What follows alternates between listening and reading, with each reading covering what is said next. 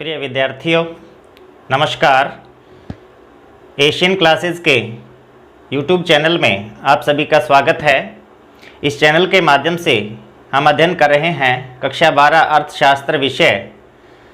आज हमें अध्याय तीसरा मांग की अवधारणा प्रारंभ करना है। प्यारे विद्यार्थियों, यदि अब तक आपने हमारे इस चैनल को सब्सक्राइब नहीं किया है तो सब्सक्राइब का बटन दबाते हुए घंटी का बटन दबाइए ताकि आगामी वीडियोज़ की जानकारी आपको मिलती रहे।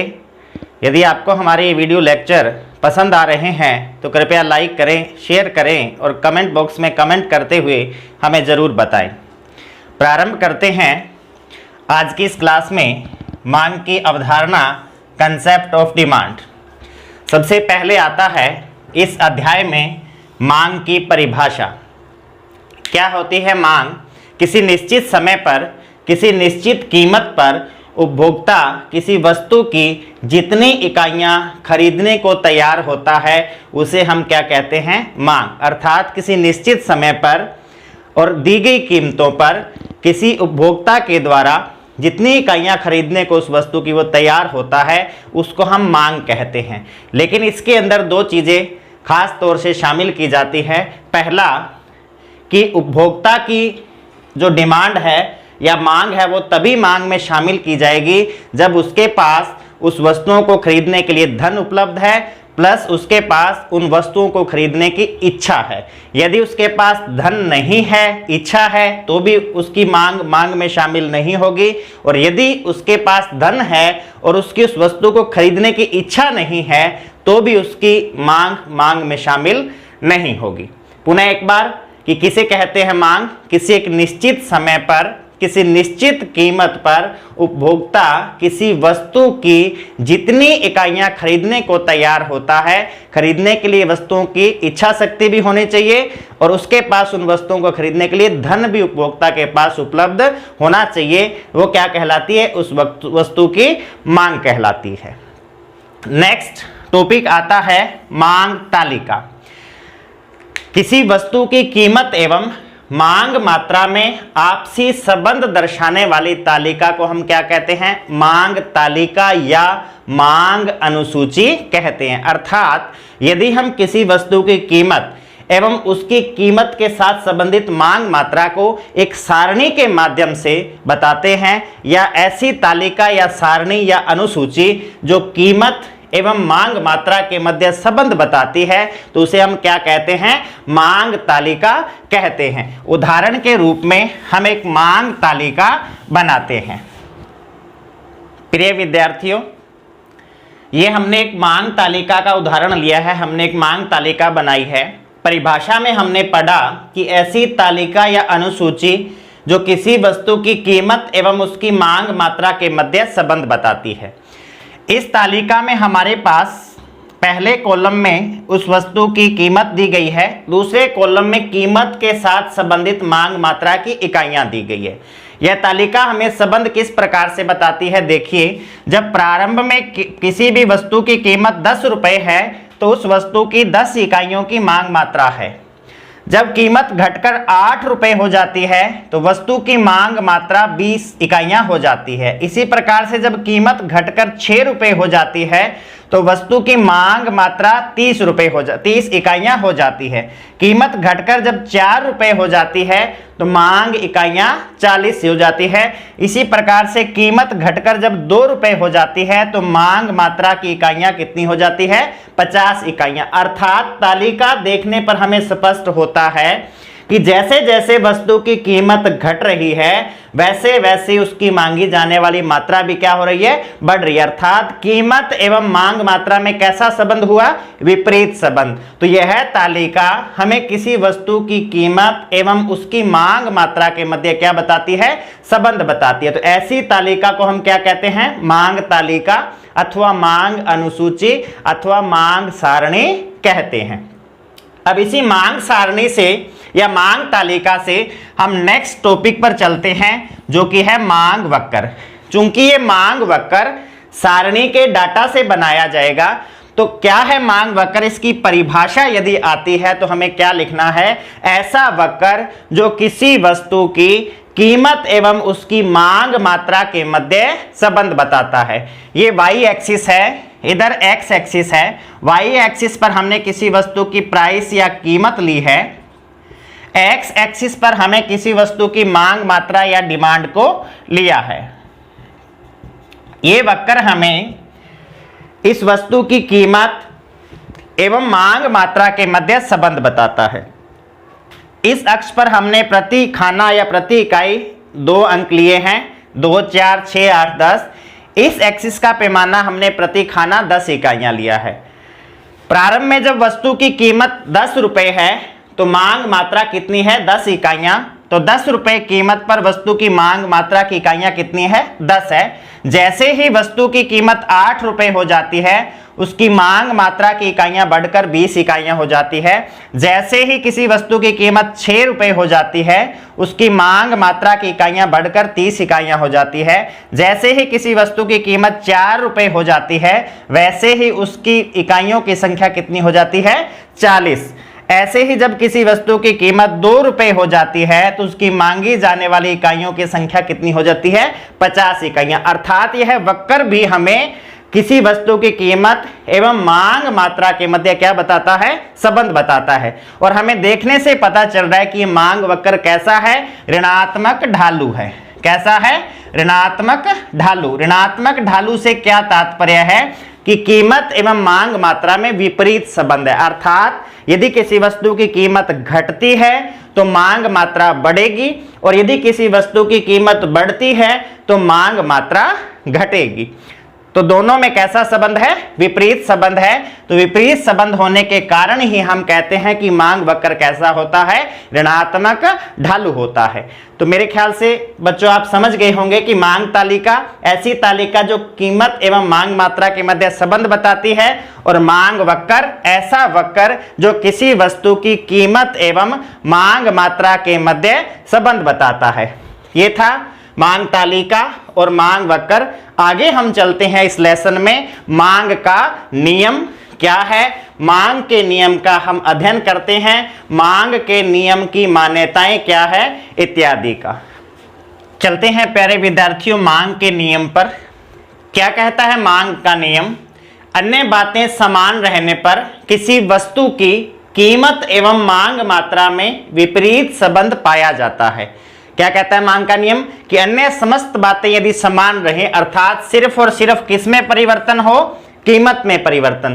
तो पहली बात तो मांग के नियम में हम अन्य समस्त बातों को स्थिर मानकर चलते हैं, सिर्फ और सिर्फ किसमें परिवर्तन मान के चलते हैं? कीमत में। कि कीमत में परिवर्तन का मांग मात्रा पर क्या प्रभाव पड़ता है?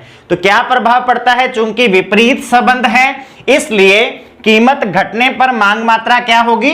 बढ़ेगी। विपरीत संबंध का मतलब उल्टा संबंध है। यदि कीमत घटेगी तो मांग मात्रा उल्टी दिशा में यानी विपरीत दिशा में जाएगी तो क्या होगा? बढ़ेगी।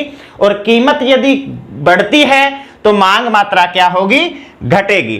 तो क्या लिखना है हमें परिभाषा में? कि अन्य बातें समान रहने पर किसी वस्तु की कीमत एवं मांग मात्रा में विपरीत संबंध पाया जाता है। अर्थात कीमत घटने पर मांग मात्रा बढ़ती है और कीमत बढ़ने पर मांग मात्रा घटती है। यहां एक बात ध्यान रखने की है कि हमें कीमत का संबंध मांग मात्रा से बताना है, मांग मात्रा का संबंध कीमत से नहीं बताना। अर्थात आप ये नहीं लिख सकते कि मांग मात्रा बढ़ने पर कीमत घटती है। इसका कारण क्या है? देखिए, कीमत है जो स्वतंत्र घटक है और मांग मात्रा आश्रित घटक है। अर्थात मांग मात्रा कीमत पर आश्रित है ना कि कीमत मांग मात्रा पर आश्रित है।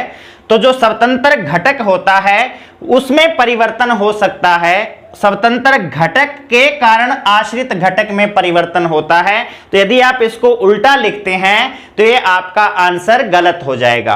अर्थात हमें यही लिखना है कि कीमत घटने पर मांग मात्रा बढ़ती है एवं कीमत बढ़ने पर मांग मात्रा घटती है। आप इसको ऐसे नहीं लिख सकते कि मांग मात्रा बढ़ने पर कीमत घटती है और मांग मात्रा घटने पर कीमत बढ़ती है। क्यों नहीं लिख सकते? क्योंकि कीमत स्वतंत्र घटक है, इसमें परिवर्तन मांग मात्रा से स्वतंत्र है। मांग मात्रा का परिवर्तन कीमत को प्रभावित नहीं करता। कीमत का परिवर्तन मांग मात्रा को प्रभावित करता है। अब आता है आगे मांग के नियम की मान्यताएं। देखिए यहां पर जो बातें आप समान रहने की बात करते हो, अन्य जो बातें हम कहते हैं कि समान रहे अर्थात इनमें कोई परिवर्तन ना हो, वही बातें मांग के नियम की क्या होती है, मान्यताएं। पहली कि अन्य वस्तुओं की कीमतें क्या रहनी चाहिए, स्थिर रहनी चाहिए। हम छोटे से एक उदाहरण के द्वारा समझ लेते हैं कि मान लीजिए यहां पर हम किसी वस्तु, एक चीनी की बात कर रहे हैं। किसकी बात कर रहे हैं, चीनी की। यदि चीनी की कीमत बढ़ती है तो उसकी मांग मात्रा घट जाएगी, और चीनी की कीमत घटती है तो उसकी मांग मात्रा बढ़ जाएगी। लेकिन चीनी से दूसरी संबंधित वस्तु शक्कर है। क्या है, शक्कर। अब यदि शक्कर की कीमत बहुत ज्यादा घट जाती है तो चीनी की कीमत की बजाय किसकी ओर प्रभावित हो जाएगी, डिमांड शक्कर की ओर। इसलिए हम ऐसा इसमें मानकर चलते हैं कि चीनी से जो संबंधित वस्तु है शक्कर, उसकी कीमत में कोई परिवर्तन नहीं होना चाहिए। यदि इसकी कीमत बहुत ज्यादा घट जाती है तो क्या होगा, लोग चीनी की जगह किसका उपभोग शुरू कर देंगे, शक्कर का उपभोग करना शुरू कर देंगे। इसलिए ऐसी मान्यता हम लेकर चलते हैं कि अन्य वस्तुएं, उनकी कीमतें क्या रहनी चाहिए, स्थिर रहनी चाहिए। दूसरी मान्यता है कि उपभोक्ता की आय स्थिर रहे। इसका कारण क्या है, इसका भी हम आगे अध्ययन करेंगे। यहां भी मैं आपको बता देता हूं, जैसे जैसे उपभोक्ता की आय बढ़ती है वैसे वैसे उपभोक्ता के द्वारा वस्तुओं की मांग भी बढ़ती है। तो आय को स्थिर मानकर चला जाता है। क्यों, क्योंकि हमें मांग के नियम में सिर्फ और सिर्फ कीमत का मांग मात्रा पर प्रभाव ज्ञात करना है, अन्य किसी भी घटक का क्या प्रभाव पड़ता है उसका अध्ययन हमें नहीं करना। तो चूंकि आय बढ़ती है तो मांग भी बढ़ती है, आय घटती है तो मांग भी घटती है, क्योंकि उपभोक्ता आय बढ़ने से ज्यादा वस्तुएं खरीदने में सक्षम हो जाता है। तीसरा आता है उपभोक्ता की रुचियां स्थिर रहती है। यानी यदि उपभोक्ता के इंटरेस्ट बदल गए, हमारी रुचि बदल गई कि अब ये वस्तु नहीं खरीदनी, दूसरी वस्तु खरीदनी है, तो जो कीमत है वो उसको मांग मात्रा को प्रभावित नहीं करेगी। उसके बाद आता है कीमतों में उतार चढ़ाव की संभावना नहीं हो। यानी यदि हमें यह लगे कि भविष्य में कोई वस्तु बहुत ज्यादा महंगी हो जाएगी या भविष्य में कोई वस्तु बहुत ज्यादा सस्ती हो जाएगी, तो फिर कीमत और मांग मात्रा का जो संबंध है वो यहां पर ये रूल या नियम लागू नहीं हो पाता। इसलिए हम इसको भी क्या मान के चलते हैं, स्थिर मान के चलते हैं। जैसे मान लीजिए कि यदि भविष्य में कीमतों के बहुत ज्यादा ऊपर जाने की संभावना हो जाती है तो हम वर्तमान में ही क्या करेंगे, उन वस्तुओं की मांग मात्रा बढ़ा देंगे, क्योंकि उपभोक्ता क्या करेगा, महंगी होने की संभावना को देखते हुए वर्तमान कीमत पर ज्यादा मात्रा में वस्तुओं को खरीदेगा। तो उस कारण से क्या है कि कीमत के घटने की बजाय किस कारण से मांग बढ़ गई, भविष्य में उतार चढ़ाव की संभावना है, इस कारण से मांग बढ़ गई। इसलिए इसको भी हम क्या मानकर चलते हैं, स्थिर मानकर चलते हैं। और अंतिम जो बिंदु है वो क्या है, युद्ध, बाढ़ इत्यादि की संभावना नहीं होनी चाहिए, क्योंकि यदि ऐसी संभावना है तो उस समय भी क्या होगा, उपभोक्ता भविष्य के लिए स्टॉक इकट्ठा करना प्रारंभ कर देगा। इसलिए इसको भी हम क्या मानकर चलते हैं, स्थिर मानकर चलते हैं। तो ये था प्यारे बच्चों मांग का नियम, और इस नियम की मान्यताएं क्या क्या है हमने इसका अध्ययन किया। आगे चलते हैं हम मांग फलन एवं रेखीय मांग फलन। यह है प्यारे बच्चों मांग फलन। क्या होता है मांग फलन, किसी वस्तु की मांग एवं उसके निर्धारक घटकों के मध्य फलनात्मक संबंध मांग फलन कहलाता है। फलन को हम फंक्शन कहते हैं इंग्लिश में, अर्थात ये जो मांग है ये इन घटकों पर निर्भर करती है। इन घटकों में से कोई भी घटक परिवर्तित होता है तो उस वस्तु की मांग में भी क्या होगा, परिवर्तन होगा। और इन दोनों के मध्य संबंध बताने वाले फलन को हम क्या कहते हैं, मांग फलन कहते हैं। अर्थात इस एक्स वस्तु की मांग के ये घटक जिम्मेदार हैं, ये घटक हैं, इसके निर्धारक हैं। इस वस्तु की मांग को ये वाले घटक निर्धारित करते हैं कि उस वस्तु की मांग कितनी होगी। और इन घटकों में यदि परिवर्तन होता है तो उसके कारण से इस वस्तु की मांग में भी क्या होता है, परिवर्तन होता है। आइए हम इन घटकों का देखते हैं। क्या है, Px से तात्पर्य है x वस्तु की कीमत, Dx से तात्पर्य है डिमांड ऑफ x या x वस्तु की मांग। ये किस किस पर निर्भर है, f का मतलब फंक्शन या फलन है, Px का मतलब है x वस्तु की कीमत। इसका हमने अभी अध्ययन किया मांग के नियम में कि उस वस्तु की कीमत का क्या प्रभाव होता है मांग पर, कि कीमत बढ़ती है तो मांग मात्रा या मांग घटती है, और कीमत घटती है तो मांग बढ़ती है। तो इस प्रकार से प्रभावित करती है x वस्तु की कीमत। इसी प्रकार से y वस्तु की कीमत, यानी इस वस्तु की जगह यदि दूसरी वस्तु काम में ली जा सकती है तो उसकी कीमत भी इस वस्तु की मांग को प्रभावित करती है। जैसे हमने अभी उदाहरण लिया था चीनी और शक्कर का, कि शक्कर की कीमत यदि बहुत ज्यादा कम हो जाती है तो वो चीनी की मात्रा को प्रभावित करती है। उसके बाद आता है m का मतलब है मनी या आय। तो क्या संबंध होता है मनी का, सामान्य वस्तुओं के लिए यदि आय बढ़ती है तो मांग भी वस्तुओं की बढ़ती है, और यदि आय घटती है तो मांग भी क्या होता है, घटती है। उसके बाद आता है मौसम।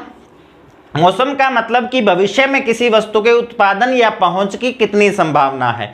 यदि ऐसा लगता है कि भविष्य में उस वस्तु की जो प्रोडक्शन है वो कम हो सकता है तो उसकी वर्तमान में मांग क्या होगी, बढ़ जाएगी, स्टोर कर लिया जाएगा।